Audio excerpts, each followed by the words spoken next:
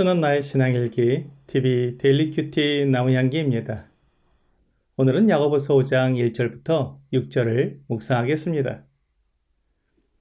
들으라 부한 자들아, 너희에게 임할 고생으로 말미암아 울고 통곡하라. 너희 재물은 썩었고 너희 옷은 좀먹었으며 너희 금과 은은 녹이 슬었으니 이 녹이 너희에게 증거가 되며 불같이 너희 살을 먹으리라. 너희가 말세에 재물을 쌓았도다. 보라, 너희 밭에서 추수한 품꾼에게 주지 아니한 삭시 소리 지르며 그 추수한 자의 우는 소리가 만군의 주의 귀에 들렸느니라. 너희가 땅에서 사치하고 방종하여 살육의 날에 너희 마음을 살찌게 하였도다. 너희는 의인을 정죄하고 죽였으나 그는 너희에게 대항하지 아니하였느니라.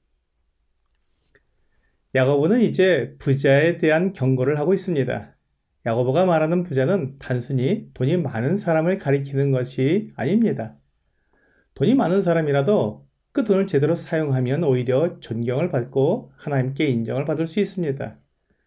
그런데 오늘 본문에 나오는 부자는 재물을 제대로 사용하지 못하는 사람입니다. 그는 재물을 쌓아놓고 쓰지 않았습니다. 그가 많은 재물을 가진 것에 만족하고 가난하고 어려운 사람을 도와주지 않았다는 것입니다. 그가 창고에 쌓아둔 재물이 썩을 정도였지만 그것을 가난하고 어려운 사람들에게 나눠주지 않았습니다. 또한 옷은 좀 먹었습니다. 오늘날 우리나라에서는 옷을 구하기가 어렵지 않습니다. 저렴하고도 좋은 옷들이 많습니다. 하지만 50년 전만 해도 새 옷을 사기보다는 물려입는 경우가 많았고 또 낡거나 구멍이 나면 기워서 입는 것이 일반적이었습니다. 그러니 야고보서가 기록된 때가 약 2000년 전이라는 것을 생각해 보면 상황이 많이 달랐다는 것을 이해할 수 있습니다. 그 당시 옷은 매우 비싸고 귀한 것이었습니다.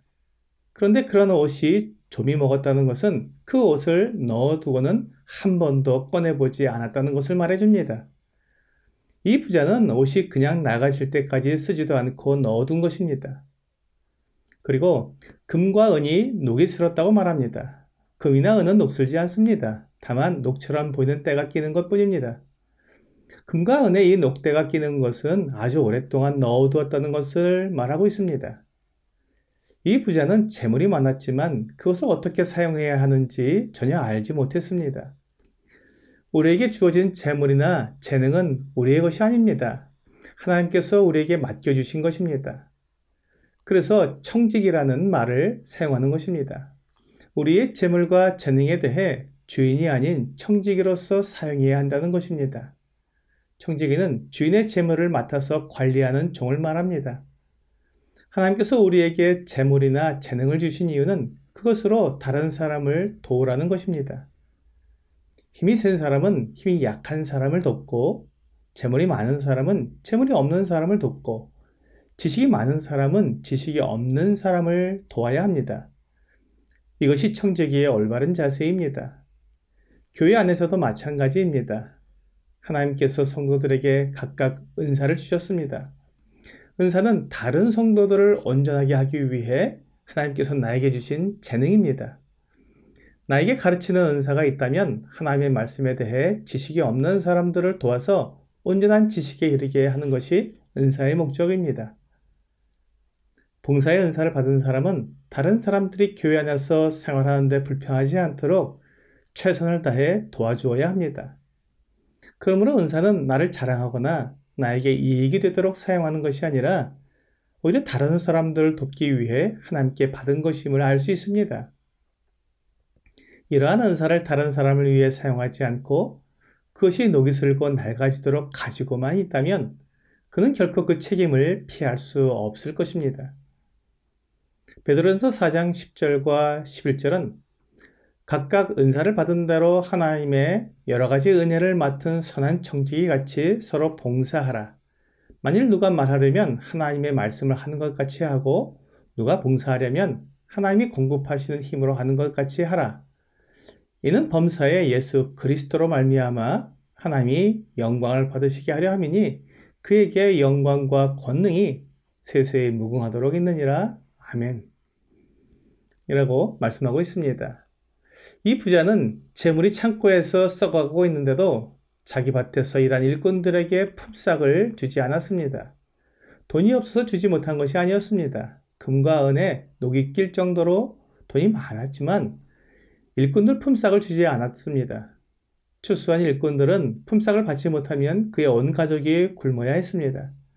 그들은 겨우 먹고 살 정도의 수준으로 생활하고 있었는데 그들에게 품삯을 주지 않아서 고통을 준 것입니다. 성경은 이 부자에 대해 사치하고 방종하였다고 말씀하고 있습니다.